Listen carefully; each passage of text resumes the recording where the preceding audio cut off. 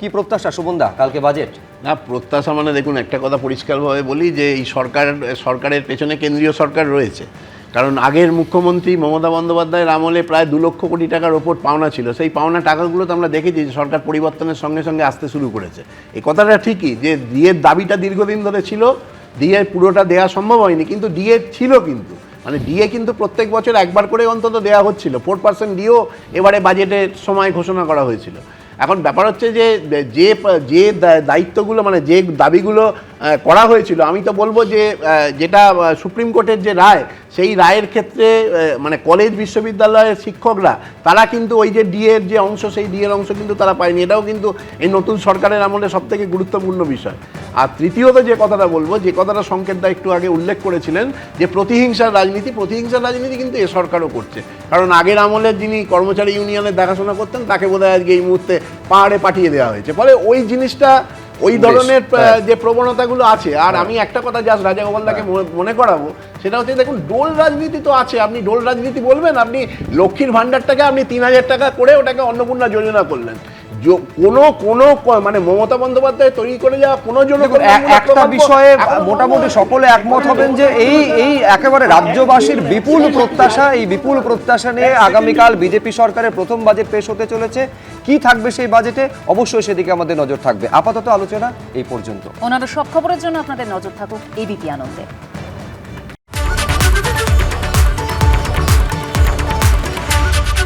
বিরাট কর্মসংস্থান হোক আগে, স্থায়ীভাবে নিজের জায়গাতে কাজ পেতে পারে। শিল্প, শিক্ষা, কর্মসংস্থান, গত 15 বছরে এই 3 খাতে কার্যত ভাটা বয়েছে পশ্চিমবঙ্গে। কিন্তু এখন রাজ্যে বিজেপি প্রায় 1.5 মাস পূর্ণ করেছে নতুন বিজেপির সরকার। সোমবার নতুন সরকারের প্রথম বাজেট। ডবল ইঞ্জিনের সরকারে কোন পথে এগোবে রাজ্যের শিল্প কর্মসংস্থান? 1.5 দশকের কার্যত ঝুঁকে পড়া অর্থনীতিকে চাঙ্গা করতে কতটা উদ্যোগী হবে শুভেন্দু অধিকারীর সরকার? এসব নিয়ে উত্তরোত্তর বাড়ছে প্রত্যাশা। আমাদের এই পশ্চিমবঙ্গে যেন একটা বিরাট কর্মসংস্থান হোক আগে, যেন মানে কোনো ছেলে মেয়েকে যেন বাইরে না যেতে হয়। আমার নিজেরই ইচ্ছা যে আমি নিজের বাড়িতেই মানে রাজ্যেই চাকরি করব। সরকারের কাছে আমার আশা যে আমাদের যেসব ছেলেরা বাইরে যাচ্ছে কাজের জন্য, তারা যেন স্থায়ীভাবে নিজের জায়গাতে কাজ পেতে পারে, সেই আশাটা আমি সরকারের কাছে করছি। রাজ্যে শিল্পের জন্য বিনিয়োগ আনা থেকে শুরু করে কর্মসংস্থান, ভোটের আগে নানা প্রতিশ্রুতি দিয়েছে বিজেপি। সংকল্পপত্রেও ছিল তার উল্লেখ।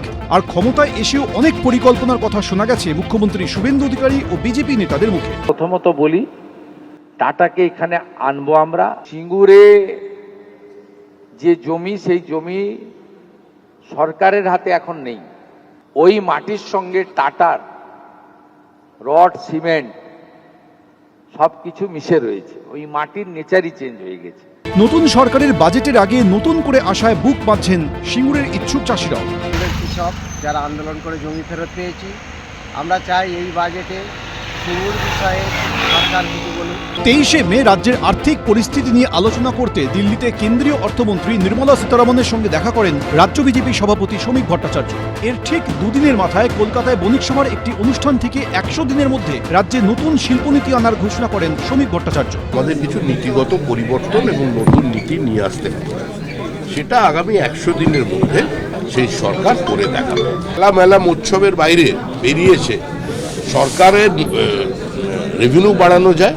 এখন বড় বিনিয়োগ বা বড় কোম্পানিকে আকর্ষণ করতে গেলে তাদের উপযুক্ত উৎসাহ দিতে হবে, তাদের নানা রকম ইনসেন্টিভ, সাবসিডি ইত্যাদি দিতে হবে।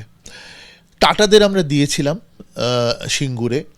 তামিলনাড়ুর যখন অটো হাব হয়েছিল তখনও প্রচুর উৎসাহ দেওয়া হয়েছিল। উৎসাহ ছাড়া বড় শিল্প বা বড় বিনিয়োগ আসবে না, এই কারণে যে অন্যান্য রাজ্যরাও উৎসাহ দিচ্ছে, এখানে একটা কম্পিটিশন আছে। এখন পূর্ণাঙ্গ বাজেটে কতটা জায়গা পাবে শিক্ষা, শিল্প, কর্মসংস্থান, সেই দিকেই তাকিয়ে রয়েছেন রাজ্যের বেকার যুবক যুবতী থেকে চাকরি প্রার্থীরা। এই সরকার বিশাল জনমত নিয়ে এসেছেন, কিন্তু তাদের উপরে প্রত্যাশার চাপটাও অনেকটা। এখানকার এমপ্লয়মেন্ট সিচুয়েশন ইমপ্রুভ করার জন্য এটা কিন্তু একদিনে করাটা সম্ভব নয়। এটা একটা দীর্ঘমেয়াদী ব্যাপার, এবং বড় শিল্প আনাটাও একদিনের জন্য একটা সুইচের মতো কখনোই হতে পারে না যে আজকে ছিল না কালকে প্রচুর আসবে। দিন বদলের স্বপ্নে সরকার বদলেছে মানুষ। এবার প্রতিশ্রুতি পূরণ কতটা হয় সেটাই দেখার। এবিপি আনন্দ। এবিপি আনন্দ, এগিয়ে থাকে, এগিয়ে রাখে।